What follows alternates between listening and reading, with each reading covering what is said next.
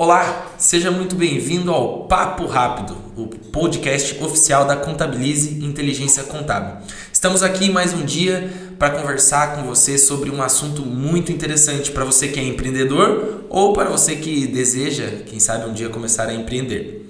O assunto que a gente vai tratar é uma continuação do nosso último podcast, que nós falamos sobre carteira de trabalho digital. Inclusive, se você não viu o nosso último podcast, corre lá para dar uma olhada porque ficou muito interessante.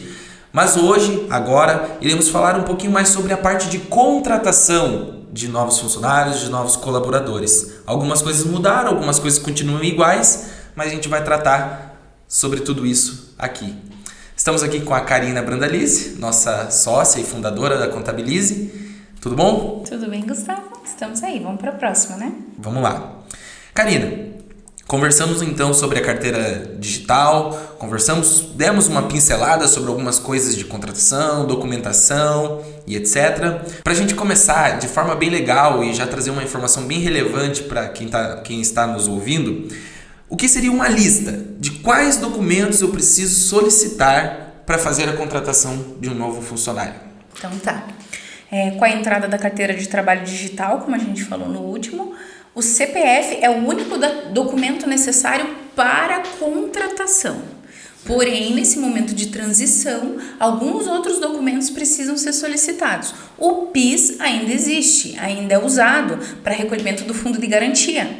Então, não dá para o colaborador enviar somente o CPF ainda, única e exclusivamente o CPF. Ele ainda vai precisar enviar o CPF, o PIS dele e alguns dados mutáveis, eu chamo de dados mutáveis, que são dados como endereço, relação de dependentes, eu acho que é isso, é o que é necessário. O restante, claro, vai ser acordado na contratação, né, que é cargo, salário, carga horária, isso tudo o trabalhador não precisa enviar, mas o empregador, se tem, por exemplo, um RH terceirizado ou uma contabilidade terceirizada, ele vai poder mandar também esses dados juntos com os dados do empregado. Certo, então beleza, deixa eu só ver se eu entendi. Então, eu enquanto empresário preciso pedir o CPF, sim, vou precisar pedir um comprovante de endereço desse meu novo funcionário, que é um dado mutável, né? Uhum. Se ele tem algum dependente, e os dados mais administrativos, o acordo de salário, qual é o salário que eu acordei com ele, cargo, horário e etc. Basicamente seriam essas 5 coisas que principais, né? Claro que dentro de um contrato envolve uma série de regras combinadas ali entre empregado e empregador que provavelmente vão ser necessárias em algum momento ali da contratação. Mas esses são os dados básicos principais que vão ser usados. Legal. Nós tivemos um caso recente aqui no escritório de contratação de estrangeiros.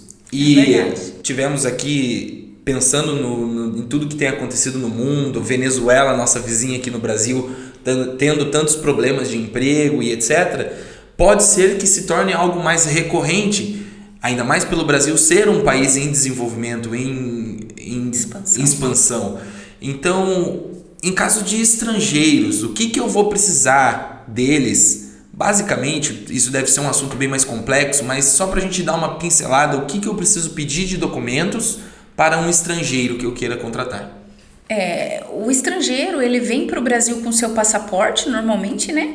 E ele também faz o RNE, que é o seu Registro Nacional de Estrangeiro. Então, ele tem como se fosse uma identidade, onde tem todos os dados básicos dele ali. E ele também já faz o CPF dele. Então, ele já entra no Brasil entra no Brasil com isso, ou quando está no Brasil se regulamenta, né? Se regulariza perante o nosso governo, e ele tem esse enxoval de documentos já. Ele já tem a sua carteira que equivale ao RG, já tem o seu CPF e tem o seu passaporte. Quando ele vai trabalhar em regime de CLT, ele vai precisar também fazer o número do PIS. E nessa contratação, a empresa de RH ou a contabilidade que estiver atendendo vai criar o número do PIS para esse estrangeiro.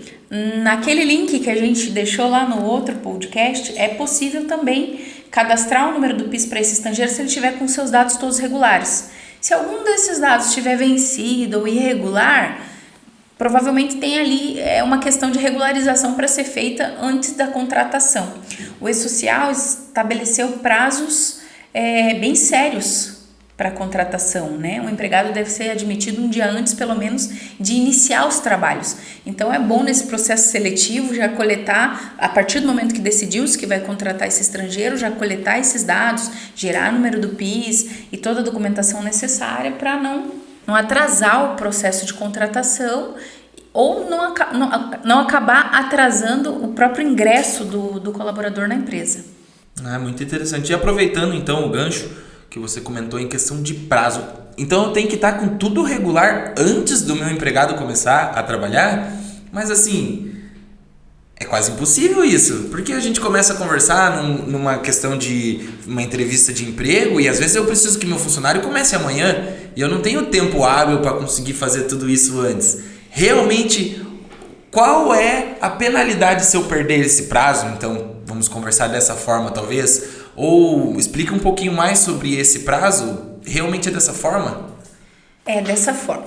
O que acontece? A legislação não mudou com a entrada do e-social, das tecnologias, da carteira de trabalho digital. A legislação trabalhista ela continua a mesma. E desde sempre a contratação devia ter sido feita dessa forma. O que acontece é que na prática a gente acaba criando hábitos. Principalmente nas pequenas empresas, é comum o empregado começar a trabalhar antes de ser contratado. Mas isso não traz prejuízo somente para a empresa, pode trazer prejuízo também para o empregado que sofreu um acidente de trabalho, por exemplo, na primeira semana que está na empresa e ainda não está com a sua carteira registrada. Há um tempo atrás, há muitos anos atrás, uns 9 a 10 anos atrás, aconteceu de um empresário que acabou nos procurando por causa desse problema, que ele tinha alguns funcionários lá sem registro, e era uma empresa que pintava ferro, fazia essa parte de metalurgia, né? Trabalhava, manufaturava ferro, pintava, fazia uma série de coisas, e ela contratou alguns funcionários sem registro lá, e num desses dias um funcionário muito proativo resolveu cortar os galões de tinta para fazer organizar os ferros, organizar pregos, ferramentas, tudo que tinha na empresa. Todo o resto do pessoal tinha saído para uma obra e ele ficou querendo organizar e na proatividade dele ele pegou uma esmerilhadeira para cortar um galão de tinta e o galão de tinta explodiu. Esse funcionário estava sem registro, sem vínculo nenhum, nem a família dele sabia direito os combinados que tinham sido feitos com esse empregador. Acabou que a empresa teve que arcar com toda a responsabilidade desse acontecimento. E arcou porque existe lei no Brasil para isso, né? Ela arcou com tudo, tanto da parte de óbito, quanto da parte de as questões trabalhistas, indenizações, a empresa arcou com tudo. E isso é muito sério. Então eu acho que até entre os pequenos empresários agora tem que acontecer uma mudança de mente. Aproveitando essa leva da carteira digital e da facilidade. Como agora vai ser mais rápido, acho que é um momento propício para o empresário ele ter uma mudança de mente nesse sentido. Ele entender que um processo seletivo, ele tem que sempre andar um pouco à frente do que está acontecendo na empresa dele. Se ele, no planejamento dele, ele sabe que ele está investindo em fazer a empresa dele crescer. Então, lá na frente, ele vai precisar contratar mais colaboradores, ele tem que começar o processo seletivo um pouco antes do que é o habitual hoje. Sabe? E daí no decorrer desse processo seletivo, onde tem os passos do processo seletivo, ele vai fazer toda essa juntada de documentação para esse empregado começar no momento certo, no momento oportuno, no momento que ele precisa e de acordo com a legislação. Os prazos, eles até que não são muito apertados. Você tem até um dia antes dele começar a informação, tem que estar já no e-social e na carteira digital desse trabalhador. Então você pode, dependendo do tamanho da sua empresa, você pode começar o processo seletivo 10 dias antes, 7 dias antes, 15 dias antes, 30 dias antes, dentro de um prazo que seja aceitável para você, que você consiga selecionar o colaborador, coletar todos os documentos, fazer o exame, que é o admissional, que é uma coisa que é importantíssima também. Inclusive seria a minha próxima pergunta para você, se mudou alguma coisa em relação ao exame admissional ou não, continua tendo que fazer, e esse exame também tem que estar pronto um dia antes do colaborador começar a trabalhar. O correto é estar com toda a documentação em ordem até um dia antes do empregado começar a trabalhar, inclusive o exame admissional. Deve estar ok. Tá? E para determinados ramos de atividade tem também os exames periódicos. Mas em relação ao e-social, sei que não é um assunto, mas só para dar uma pinceladinha para o pessoal não ouvir, dizer, não, mas o e-social não está pedindo ainda, para as pequenas empresas isso não está sendo obrigatório. Como eu disse, a legislação não mudou. O que mudou foi um cruzamento de dados onde isso está sendo cobrado com mais efetividade. Então o e-social ele é um sistema que faz com que todos esses dados sejam cruzados e cobrados com mais facilidade do empregador, por parte do governo, né? Do empregador, mas a legislação já previa essa questão de saúde e segurança do trabalho muito fortemente no Brasil.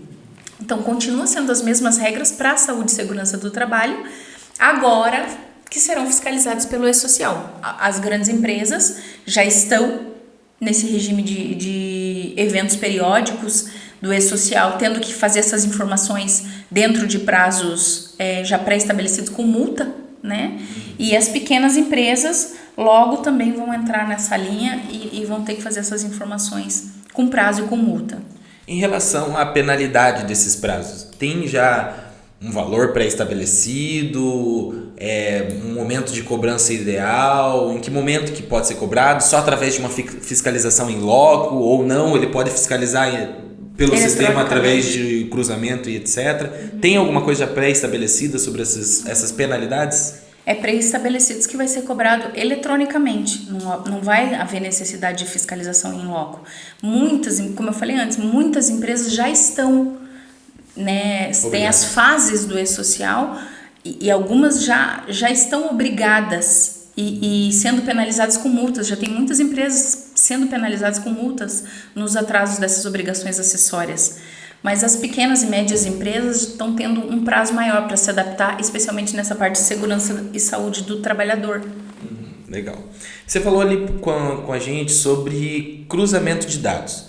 E eu já tive problema eu mesmo na minha vida pessoal e tivemos alguns problemas aqui no escritório em relação a cruzamento de dados de, por exemplo, o nome no CPF está diferente com o nome no RG, ou o nome do pai ou da mãe está diferente na Receita Federal, até mesmo com data de nascimento, às vezes diferente. A pessoa, antigamente, né, nascia numa cidade, se registrava 2-3 dias depois em outra cidade, acabou que no governo ficou uma data, no RG ficou outra. Toda essa questão de cruzamento de todos esses dados se faz necessário agora, porque tudo está ficando digital. O quanto isso pode impactar se eu tiver com um problema de cruzamento de dados num dos meus funcionários? Eu vou lá cadastrar ele e está dizendo que o nome do pai dele está errado perante a Receita Federal. O quanto isso pode impactar no meu processo de contratação e de que forma eu posso orientar o meu funcionário a regularizar isso, aonde ele tem que ir, etc. Então, até mesmo erros humanos, né? Eu recebi um caso aqui de uma pessoa bem próxima que tinha ido cadastrar o filho no CPF, até um momento que não era obrigatório já a criança nascer com CPF já, né? Então foi cadastrar o filho no CPF e manualmente o atendente da Receita digitou errado a data de nascimento. Depois não conseguia, anos e anos depois, não conseguia tirar outros documentos, tirar título de eleitor, fazer carteira de trabalho por causa desse erro. Então era muito comum acontecer. Eu entendo que agora vai ser cada vez menos comum. E hoje em dia tem um processo que a gente chama de qualificação cadastral. Quando a gente vai admitir um empregado, a gente faz a qualificação dele. A gente verifica, junto ao sistema do e-social, se todos os dados estão batendo. A gente coloca lá o CPF, número do PIS, o próprio sistema do e-social faz o cruzamento e te dá um ok qualificado, tá tudo correto. Às vezes essa informação vem não ok. E aí a gente tem que orientar o trabalhador a corrigir aquele dado, algo que vai ficar corrigido daí para o resto da vida dele, nunca mais ele vai ter problema com qualificação para ser admitido numa empresa. Então a tendência é que tudo isso vá sendo eliminado, né? E a hora que a gente aguarda com muita ansiedade, que é a hora que o PIS não for mais utilizado, também utilizando só os dados do CPF, né? Vai afunilando cada vez mais essa questão de erros humanos, erros de cadastro. Um cadastro do PIS é uma coisa, do Fundo de Garantia é outra, na Receita Federal é outra, no RG é outro. Isso tudo vai sendo unificado aí com o cadastro único que está sendo providenciado pelo governo. Muito legal. Voltando à questão de carteira de trabalho. Antigamente existia aquele modelo em que a partir do momento que eu tirava umas férias ou eu tinha algum tipo de alteração salarial ou até mesmo num processo de rescisão, eu precisava levar a minha carteira de trabalho até o meu empregador para ele anotar lá todas as questões de férias, alteração salarial ou até mesmo dar baixa na carteira, o famoso dar baixa na carteira.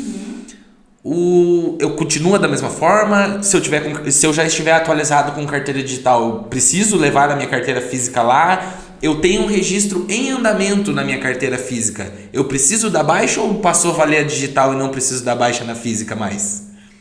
Passou a valer a digital. Quando o empregador for fazer a rescisão de contrato desse empregado, a partir do momento que ele deu a baixa virtual, né, rescinde, né, a gente chama de rescindir, rescindiu com esse empregado, também a carteira de trabalho dele já vai ser atualizada automaticamente. O que está acontecendo, né, nesse momento de transição é que ainda alguns atendentes dos órgãos públicos ainda estão pedindo a carteira física por uma questão de hábito, por uma questão de não ter propagado a informação para todo mundo, de não ter sido criado processos, né, em todas as agências bancárias, conversado com todos os trabalhadores do Brasil inteiro. Então tá acontecendo algumas situações, aconteceu aqui essa semana, de um empregador que relatou pra gente que eu vi que não precisa mais, mas chegou lá na caixa, o atendente da caixa pediu. Tá acontecendo, gente, é um momento de transição. Então ainda está acontecendo ser pedido, mas regra geral não vai precisar. Rescindiu, vai constar na CTPS digital. Muito legal. Assim como anotações de férias e afastamento, seja por auxílio doença, licença maternidade, qualquer tipo de afastamento, alterações salariais, vai constar tudo automaticamente. Tudo na carteira digital. E a questão de cargos dentro da carteira de trabalho. Antigamente a linha onde se colocava o cargo era aberta, você poderia escrever lá auxiliar, assistente, qualquer coisa que o empregador quisesse, ele poderia colocar na carteira de trabalho. Continua da mesma forma a questão de cargos ou mudou alguma coisa? É uma coisa que a gente sentiu até os primeiros colaboradores que baixaram as carteiras digitais vieram fazer alguns tipos de questionamento sobre isso, por causa do CBO. O CBO é uma tabela do governo, classificação brasileira das ocupações, ou seja, para constar nessa tabela todas as ocupações possíveis de um trabalhador. Porém, essa tabela é muito antiga, acho que a última atualização dela eu acho que foi em 2002, não tenho bem certeza, mas acho que foi em 2002. Só que de 2002 para cá, as profissões mudaram muito, o mundo mudou. Além de mudar, quantas profissões surgiram, novas, né? Algumas coisas até de internet, com certeza não tem lá o copywriter. Não tem. Não tem. E o que acontece? Como você disse, o campo cargo era um campo aberto, um campo descritivo. Então, você colocava lá o que você quiser. Dá pra ver pelo LinkedIn, né? A pessoa, ela tá registrada como CFO de uma empresa, mas ele vai lá no CBO, lá no LinkedIn, a pessoa vai ver CFO. Mas no CBO vai estar escrito que é diretor financeiro ou até mesmo analista financeiro. Existe alguma hierarquia na tabela de CBO, mas é uma hierarquia pobre, não tem assim muitos desdobramentos da hierarquia. Então acontece muito assim, por exemplo, de um auxiliar, um assistente, uma pessoa que está como assistente fiscal, muitas vezes dentro de um escritório de contabilidade, e lá no CBO está como auxiliar de escritório. Daí a pessoa vai olhar lá na sua carteira digital e vai dizer, como? Tá errado. Isso vai me prejudicar do ponto de vista de eu poder comprovar a minha experiência, se eu tiver que comprovar para um próximo empregador, isso vai me prejudicar, porque na verdade eu não sou um auxiliar de escritório, eu sou um X função que foi definida dentro da empresa. Então a carteira digital vai seguir rigorosamente o que está no CBO. A tabela de CBOs, exatamente. E o que acontece hoje nas empresas? Cada empresa tem a sua tabela de cargos e salários. Aqui na Contabilize nós temos a nossa tabelinha de cargos e salários.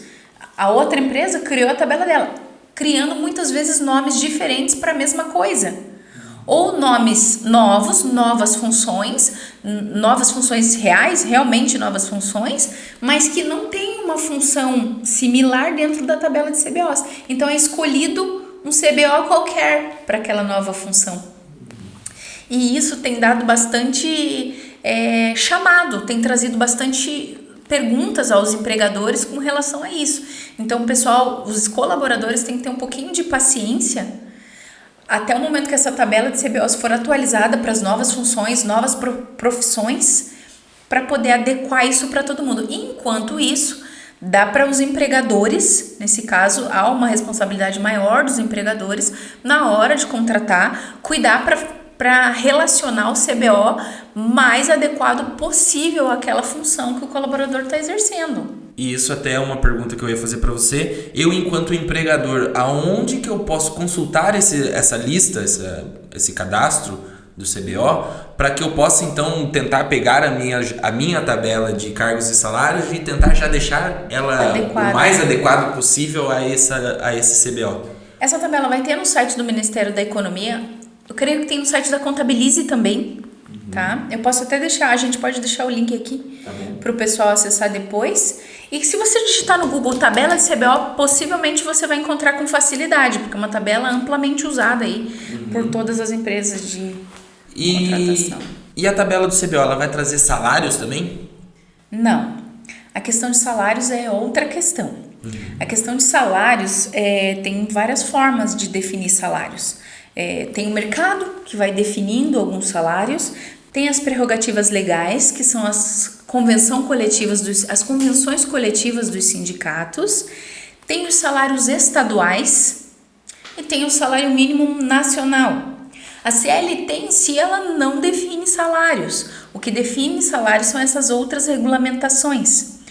E salário é algo que é muito particular para definir. Quando entra uma empresa nova aqui no escritório, a gente procura, a hora de fazer a primeira contratação dela, adequar o salário daquele trabalhador ao exigível legal entre convenção coletiva, mínimo estadual, mínimo nacional, dentro do que for correto pela lei. Fora, abaixo do piso salarial definido em convenção, não se pode pagar.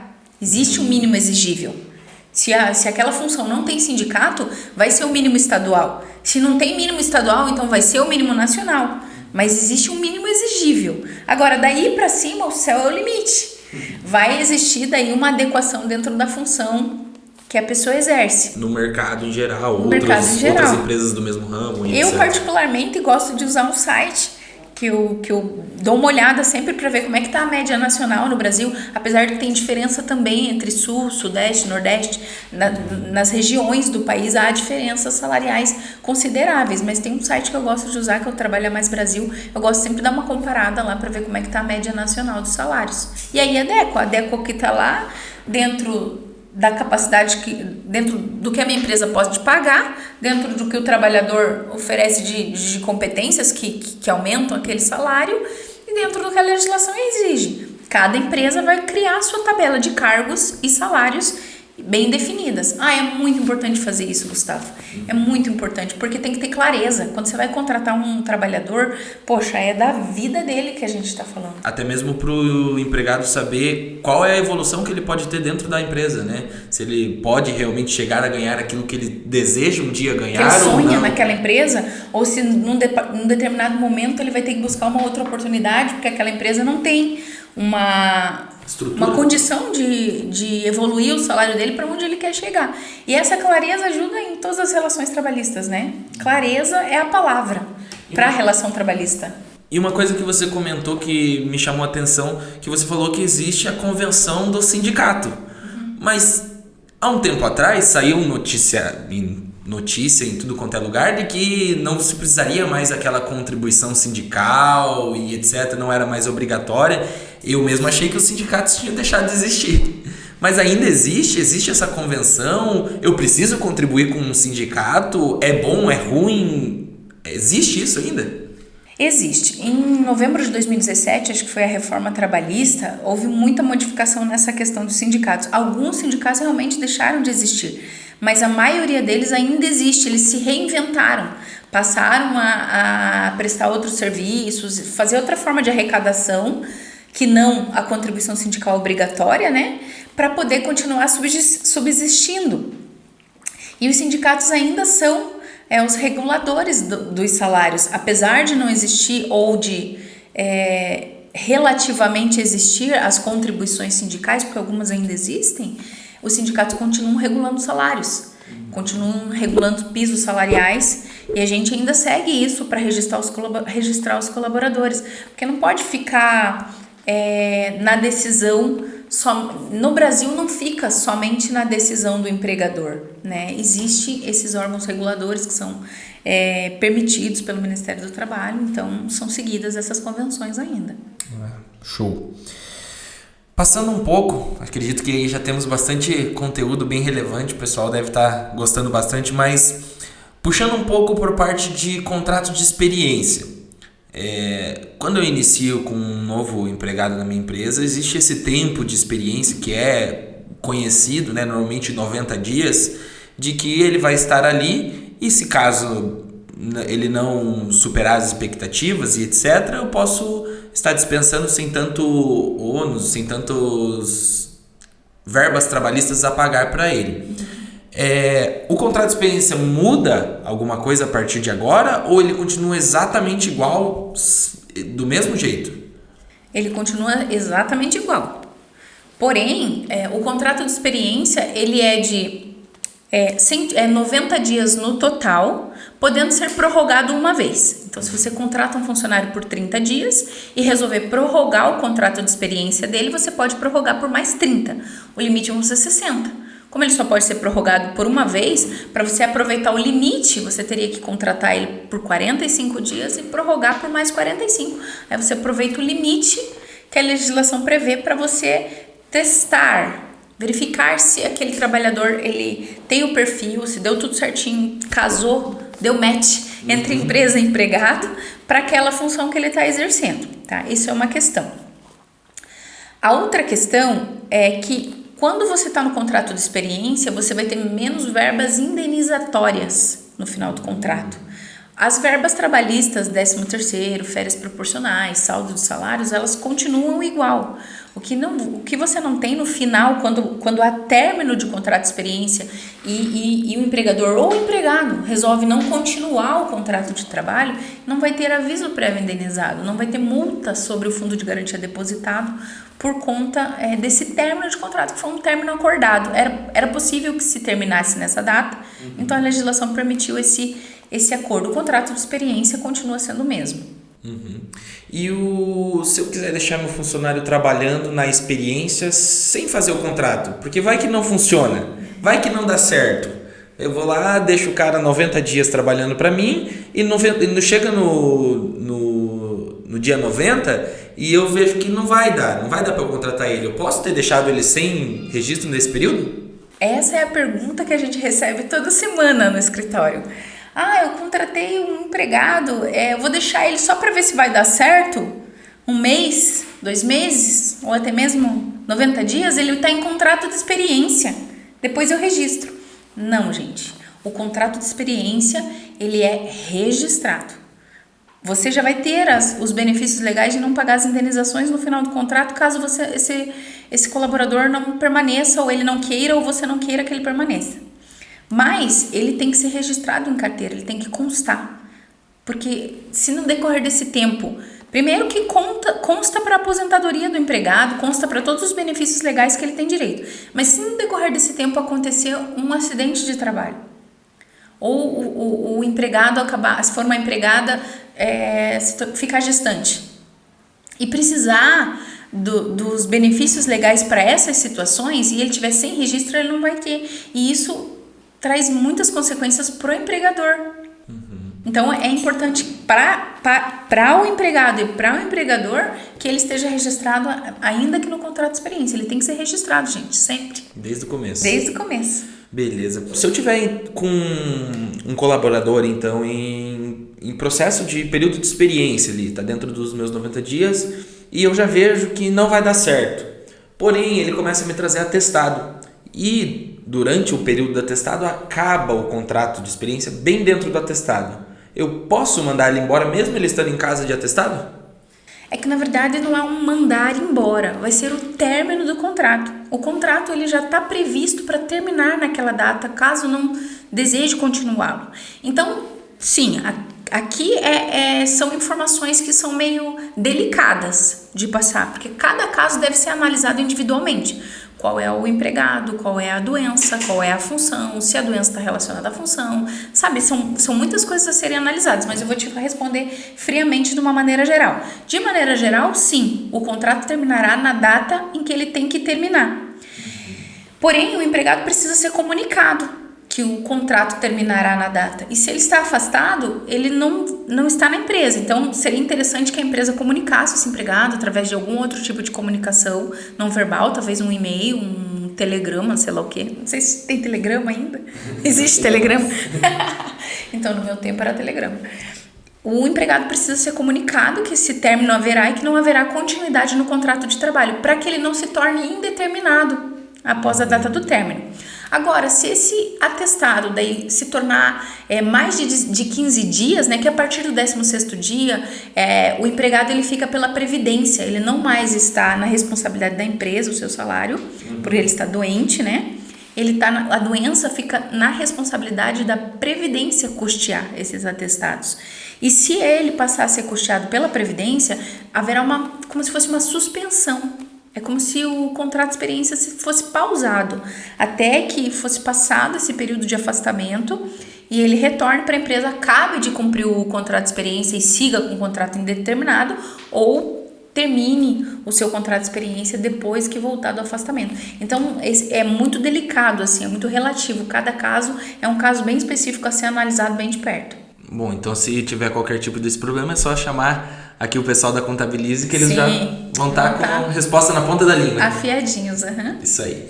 Então já passando aqui para a parte final do nosso bate-papo, tem uma última pergunta que a gente recebe aqui frequentemente e em relação a se eu sou uma pessoa física e eu quero contratar uma doméstica para minha casa, se eu quero contratar uma pessoa para trabalhar dentro da minha casa, eu preciso abrir uma empresa para contratar essa pessoa para trabalhar dentro da minha casa? Ou não, existem outras formas? Se eu consigo fazer sozinho, se eu preciso ajuda da Contabilize, alguém profissional para me ajudar nessa parte? Como funciona essa questão de contratação de uma doméstica para casa? Então, o E-Social também veio facilitar a contratação de domésticos. A contratação de domésticos, respondendo à tua pergunta, não precisa ser feita através de empresa nem equiparada jurídica. Você, como pessoa física, pode contratar um empregado doméstico para sua casa, para sua chácara, um caseiro, qualquer empregado desse gênero. E o E-Social, ele permite agora que você faça a folha de pagamento do seu colaborador doméstico dentro do próprio sistema do E-Social com login e senha. Você me perguntou se a pessoa pode fazer sozinho, se o empregador doméstico pode fazer sozinho. Depende do grau de entendimento, conhecimento e da segurança que ele sente em fazer sozinho. Porque aqui a gente tem pessoas que apesar de ter um grau de conhecimento com internet, com tecnologia, até entender um pouquinho de RH, ainda assim preferem que terceiros façam a sua folha de pagamento, por ter a segurança de que os cálculos estão sendo feitos corretos, as obrigações acessórias, os prazos de envio das informações para o E-Social, porque assim como o trabalhador de empresa, o doméstico também tem que informar os afastamentos, as férias, as alterações salariais, tudo tem que ser informado dentro do sistema do E-Social. O doméstico não muda, ele só é um sistema um pouco mais simplificado do que o que as empresas têm hoje. Então é possível fazer sozinho, né? Mas é possível também contratar um terceiro se você não se sente bem seguro para estar fazendo essas informações e cálculos e datas sozinho, né? E acaba que às vezes uma empresa especializada você sente mais segurança, né? Paga e se sente mais seguro. Sim. Bom, acho que é isso. Nosso bate-papo de hoje tratou sobre toda essa parte de contratação e etc. Muito obrigado, Karina, pelo seu conhecimento que passou para nós aqui. E fique ligado aí, teremos o nosso próximo podcast em breve com mais um assunto que eu tenho certeza que vai ser muito importante para você. Beleza? Obrigado. Tchau, tchau.